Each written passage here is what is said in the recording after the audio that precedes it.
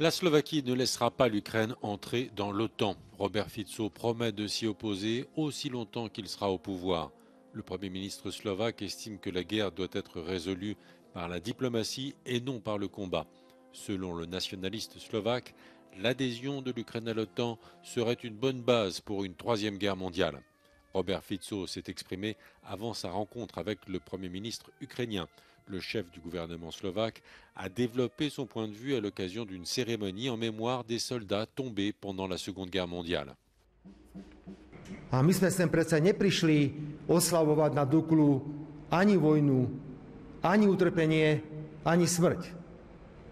Áno, mrzí ma, že máme takú zvrátenú módu, predovšetkým v Európe, kde namiesto toho, aby sme vynaložili všetko úsilie na zastavenie rinčenia zbraní, dokonca v susedných štátoch, tak počujeme búrlivý potlesk, hlasité povzbudzovanie a dokonca často aj veľmi významné materiálne rozhodnutia, ktoré vojnu len a len povzbudzujú ďalej.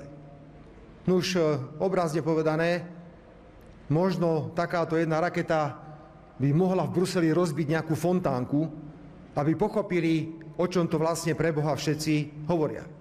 Robert Fico est opposé aux sanctions européennes contre la Russie et en mai dernier, il disait regretter ne pas avoir pu aller à Moscou avec Viktor Orban pour rencontrer Vladimir Poutine.